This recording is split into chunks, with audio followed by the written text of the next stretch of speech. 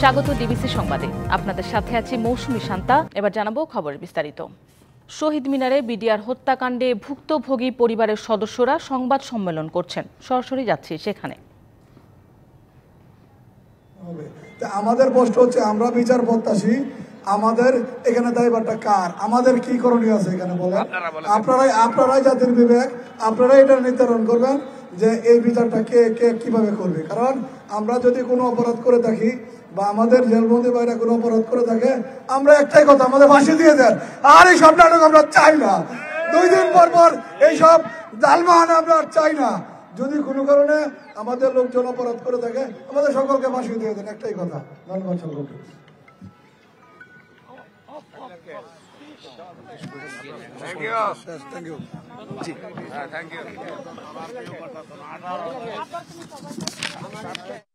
দেশে থাকলেও দীর্ঘদিন ধরে রাজনীতিতে নিষ্ক্রিয় থাকতে বাধ্য হয়েছিলেন বিএনপি চেয়ারপারসন বেগম খালেদা জিয়া। তবে এমন এক সময়ে তিনি বিদেশে গেলেন যখন দেশে আগামী জাতীয় নির্বাচন নিয়ে চলছে নানা সমীকরণ। তাই চেয়ারপারসনের বিদেশ যাত্রা নিয়ে বিএনপির ভেতরে বাইরে স্বস্তির পাশাপাশি আছে উদ্বেগ উৎকণ্ঠাও। বিএনপির ভারপ্রাপ্ত চেয়ারম্যান তারেক রহমান বেশ কয়েক বছর ধরেই লন্ডন থেকে দল পরিচালনা করছেন। তবে বিএনপির চেয়ারপারসন খালেদা জিয়া চিকিৎসার জন্য লন্ডন যাওয়াকে কেন্দ্র করে অনেকের মনে প্রশ্ন জেগেছে, দলটিতে কোনো শূন্যতা তৈরি হবে কিনা। তবে পরিবেশ পরিস্থিতি আর সাম্প্রদায়িক রাজনৈতিক প্রেক্ষাপটে খালেদা জিয়ার ফেরা না ফেরা নিয়ে এরই মধ্যে আলোচনার ডালপালা মেলতে শুরু করেছে। এত সব সমীকরণ এক কথায় উড়িয়ে দিয়েছেন দলের নেতাকর্মীরা। চিকিৎসা নিয়ে সুস্থ হয়ে বেগম খালেদা জিয়া দেশে ফিরবেন এবং দেশের গণতন্ত্রের অগ্রযাত্রাকে এগিয়ে নেওয়ার নেতৃত্ব দেবেন, এমনটাই মনে করেন দলটির সিনিয়র নেতাদের কেউ কেউ। শেখ হাসিনার পতনের পেছনে মূল নেতৃত্ব তো উনি দিয়েছেন আজকে বহু বছর ধরে, এবং পুরো দলকে সংগঠিত করেছেন, উজ্জীবিত করেছেন।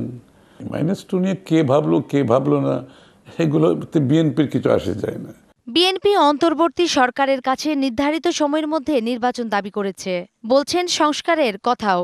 অন্যথায় দিয়ে রেখেছে আন্দোলনের হুঁশিয়ারিও, যার অগ্রভাগে থাকছেন খালেদা জিয়া। এমন বাস্তবতায় শুধু দলের নয়, রাজনৈতিক মাঠে খালেদা জিয়ার কোনো শূন্যতা নেই, এমনটি মনে করছেন সমমনা রাজনৈতিক দলগুলো। বিএনপি চিন্তা করছে, তারা মনে করে যে ডিসেম্বরের মধ্যে নির্বাচন হতে হবে। এই দাবি আদায়ের লক্ষ্যে তারা রাজপথে নামতে চায়, আন্দোলনে নামতে চায়।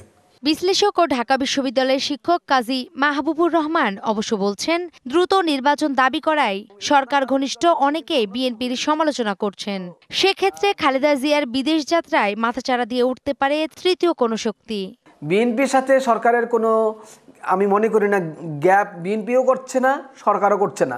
সুতরাং সরকারেরও এই ধরনের সিদ্ধান্ত না ঠিক হবে না যে বিএনপিকে বাইরে রাখি, বিএনপিরও এই ধরনের সিদ্ধান্ত নেওয়া হবে না যে সরকারকে অসহযোগিতা করি। মঙ্গলবার রাতে ঢাকা ছেড়ে বুধবার বিকেল 3টায় লন্ডনে পৌঁছেছেন বিএনপির চেয়ারপারসন বেগম খালেদা জিয়া। বিমানবন্দর থেকে স্থানীয় লন্ডন ক্লিনিকে ভর্তি হয়ে চিকিৎসা নিচ্ছেন তিনি।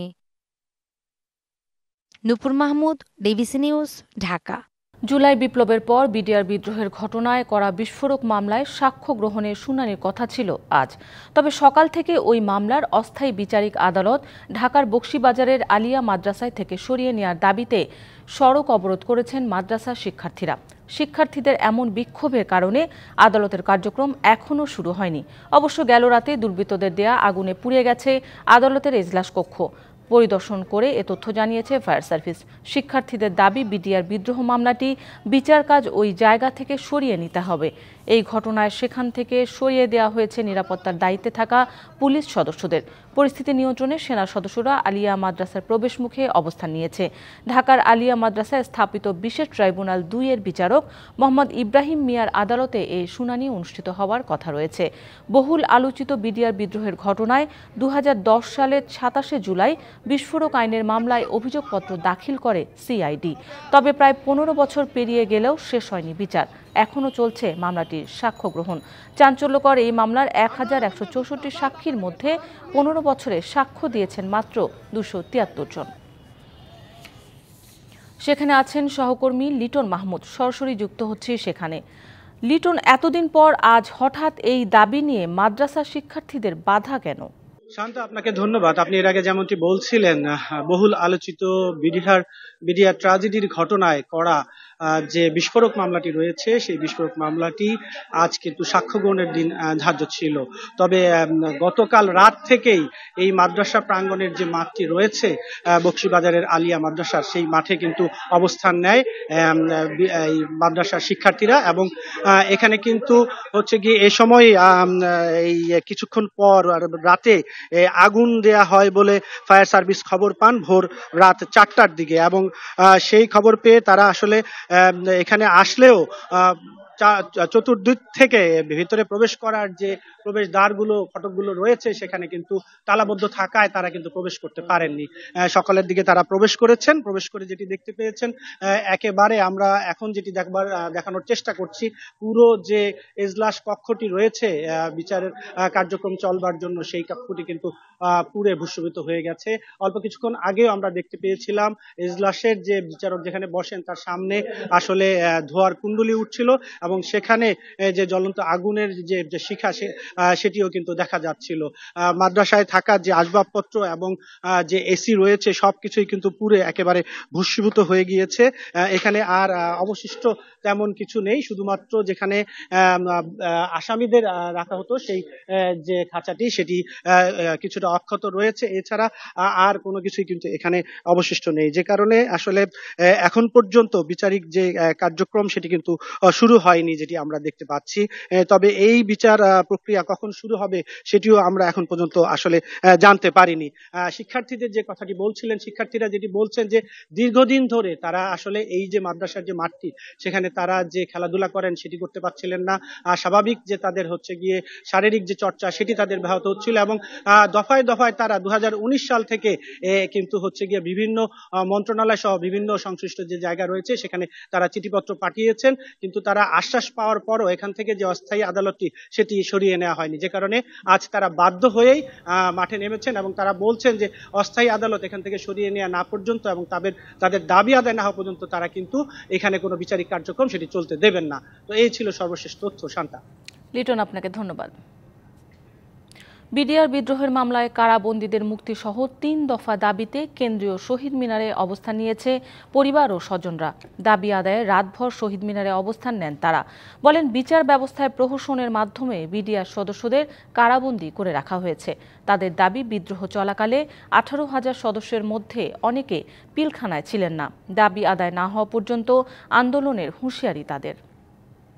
আমাদের দুঃখ দুর্দশার কথা শুনতে বুধবার রাতভর কেন্দ্রীয় শহীদ মিনারে এমন অবস্থান কারাবন্দী বিডিআর সদস্যদের স্বজনদের। আছেন চাকরিচ্যুত বিডিআর সদস্যরাও। 2009 সালে পিলখানা হত্যাকাণ্ডের ন্যায় বিচার সহ সাজাপ্রাপ্ত বিডিআর সদস্যদের মুক্তির দাবিতে এই কর্মসূচি। তাদের নিজেদের কোর্টের ভেতরে নিজেদের মতো করে বিচার করছে, আমাদেরকে তো বাইরে থেকে কোনো অ্যাডভোকেট নিয়োগ দেওয়ার মতো সুযোগ আমাদের দেয় নাই। যে যারা আমাদেরকে এই প্রহসনমূলক বিচারের সম্মুখীন করে আমাদেরকে বিচার করেছে, এটা যদি প্রহসনমূলক হয় তারাও বিচারের সম্মুখীন হবে। মূলত বিডিআর হত্যা মামলার কাজ নিয়ে দীর্ঘদিন ধরে প্রতিবাদ জানিয়ে আসছিলেন স্বজনরা। এবার বর্তমান সরকারের কাছে ন্যায় বিচার চেয়ে আন্দোলনে তারা। আমাদের বাধ্যতামূলক অবসর দেওয়া হলো, আমরা ন্যায় বিচার চাই এবং আমাদের পুনর্বহাল চাই। আমরা মিথ্যা মামলা বাতিল, চাকরিচ্যুতদের পুনর্বহাল, পুনর্বাসন ও পিলখানা হত্যা মামলায় ন্যায় বিচার চান তারা। একই সঙ্গে দাবি আদায় না হওয়া পর্যন্ত আন্দোলনের হুঁশিয়ারিও দেন তারা। কিভাবে মুক্তি দিবেন, কোর্টের মাধ্যমে দিবেন না কিভাবে দিবেন, কোথায় কোর্ট করে দিবেন, সেটা আপনার জাতির কাছে আমাদের আবেদন, আপনারা আমাদের এই মুক্তির ব্যবস্থা করেন। যদি জামিনের রায় ভালো হয় আলহামদুলিল্লাহ, আর যদি রায়টা যদি ভালো না হয় আমরা এখানেই থাকবো ইনশাআল্লাহ। পিলখানা হত্যাকাণ্ডের পর থেকেই নানাভাবে পরিবারের সদস্যরা হয়রানির শিকার হয়েছেন বলেও দাবি তাদের। আহ্বান জানান ন্যায় বিচারের পক্ষে জনমতের। রাকিব হোসেন, ডিবিসি নিউজ, ঢাকা। মানবতা বিরোধী অপরাধের মৃত্যুদণ্ডপ্রাপ্ত জামায়াত নেতা এটিএম আজহারের রিভিউ শুনানির জন্য 23শে জানুয়ারি ধার্য করেছেন আদালত। 2014 সালের 30শে ডিসেম্বর এটিএম আজহারকে মৃত্যুদণ্ডাদেশ দেয় ট্রাইব্যুনাল। 2020 সালের 15ই মার্চ আপিল বিভাগের রায়ের পূর্ণাঙ্গ অনুলিপি প্রকাশিত হলে ওই বছরের 19শে জুলাই আপিল বিভাগের সংশ্লিষ্ট শাখায় রিভিউ করেন এটিএম আজহার। মুক্তিযুদ্ধে রংপুর অঞ্চলে গণহত্যা, হত্যা, অপহরণ, ধর্ষণ, আটক, নির্যাতন ও গুরুতর জখম এবং বাড়িঘরে লুণ্ঠন ও অগ্নিসংযোগের মতো 9 ধরনের 6টি মানবতাবিরোধী অপরাধের অভিযোগ আনা হয়েছিল এটিএম আজহারের বিরুদ্ধে। ঝিনাইদহের শৈলকুপায় জনপ্রিয় হয়ে উঠছে কুমড়া বড়ি। চাহিদা বেশি থাকায় পরিসর বাড়ছে ব্যক্তিগত কারখানাগুলোর। এগুলোতে কাজ করে বাড়তি আয় করছেন স্থানীয় নারীরা। তবে পরিচ্ছন্নতার বিষয়ে বাড়তি সতর্ক থাকার পরামর্শ কৃষি বিভাগের। সারি সারি সাজানো পাত্র ভর্তি ডাল। নারীরা সেই ডাল আর কুমড়াকুচি ভালোভাবে মিশিয়ে বড়ি বানিয়ে রোদে শুকাতে দিচ্ছেন। এমন চিত্র ঝিনাইদহের শৈলকুপা উপজেলার গাড়াগঞ্জ গ্রামে। কুষ্টিয়ার বিভিন্ন হাট থেকে মাসকলাই কিনে আনা হয়। এরপর ঝিনাইদহে শৈলকুপা সহ অন্যান্য এলাকার হাট ও গ্রামে ঘুরে ঘুরে সংগ্রহ করা হয় চাল কুমড়া। রাতে পানিতে 6 থেকে 7 ঘন্টা ভিজিয়ে রাখা হয় ডাল, সাথে দিনের বেলায় কুমড়া কুচি কুচি করে রাখতে হয়। বড়ি শুকায় যায়, উলট পালট করা লাগে। উলট পালট করার পরে আমি ওইগুলা ঝাড়ার জন্য প্রস্তুত করি। এরপর মশারি আকৃতির জালের উপর বসিয়ে দেওয়া হয় তৈরি করা বড়ি। 3 দিন রোদ পেলে পুরোপুরি শুকিয়ে যায় সেগুলো।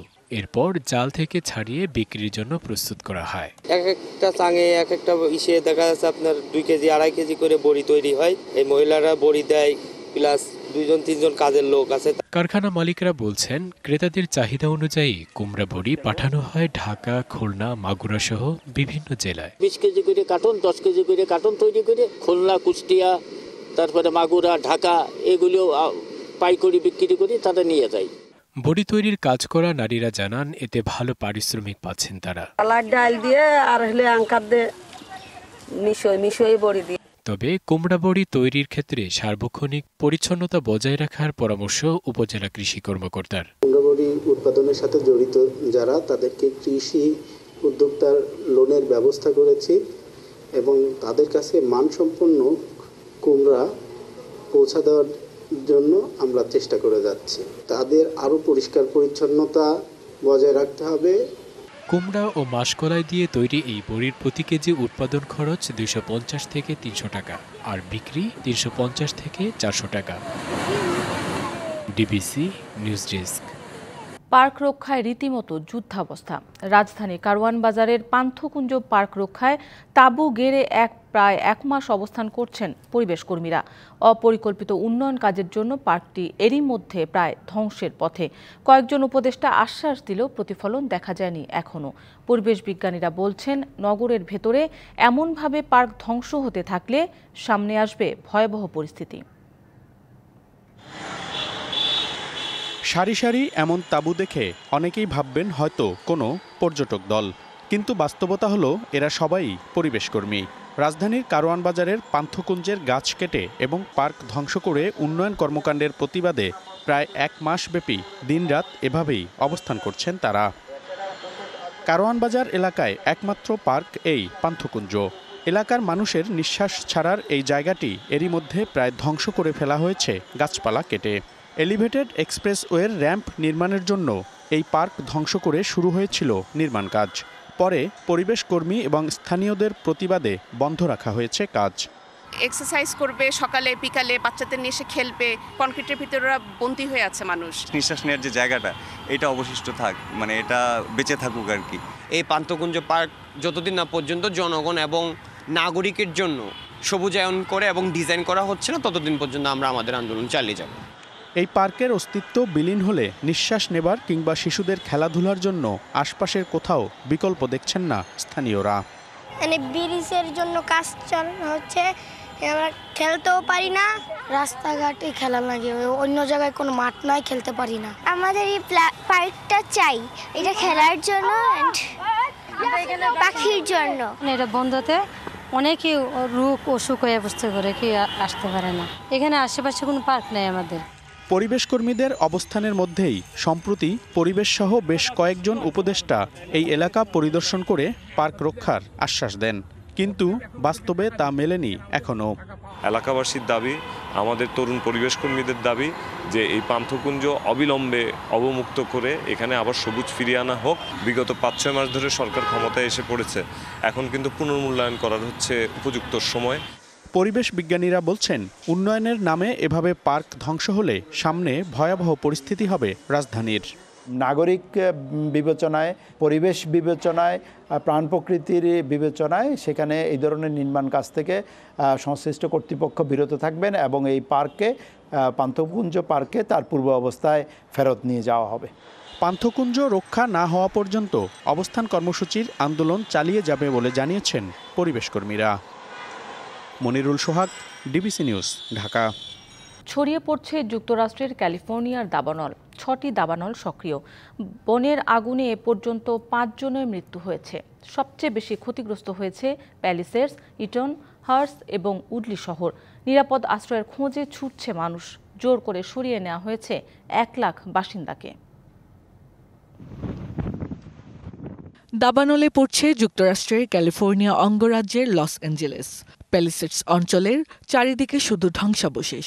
মঙ্গলবার সকালে সমুদ্র তীরবর্তী বন থেকে আগুনের সূত্রপাত। দ্রুত আগুন ছড়িয়ে পড়ে কয়েক হাজার একর এলাকায়। এর মধ্যে ওই অঞ্চল থেকে সরিয়ে নেওয়া হয়েছে 1 লাখেরও বেশি মানুষকে। দাবানলের সবচেয়ে বেশি ক্ষতিগ্রস্ত প্যালিসেডস শহর। সেখানে পড়ে গেছে 12,000-এরও বেশি একর জমি। একই পরিমাপে পড়ছে এটন শহরের এলাকা।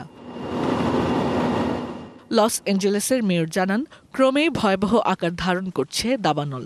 আগুন নেভাতে কাজ করছে হাজারো ফায়ার সার্ভিস কর্মী। বাতাসের বেগ অনেক থাকায় দাবানল দ্রুত ছড়িয়ে পড়ছে। পর্বত এলাকাটি জুড়ে বাতাসের বেগ ছিল 100 কিলোমিটার। ফলে আগুন দ্রুত উত্তর থেকে দক্ষিণে ছড়িয়ে পড়ে। আগুন নিয়ন্ত্রণে আনতে আরও কয়েকদিন লেগে যেতে পারে। ভয়াবহ আগুনে ছাই হয়ে গেছে 1,000-এরও বেশি বসতবাড়ি সহ স্থাপনা। বন্ধ ঘোষণা করা হয়েছে সব স্কুল। বিদ্যুৎ না থাকায় দুর্ভোগ নেমে এসেছে জনজীবনে। চোখের সামনেই অঞ্চলটি রীতিমতো আগুনের ঝড়ে পরিণত হয়েছে। আমাদের সব শেষ হয়ে গেছে।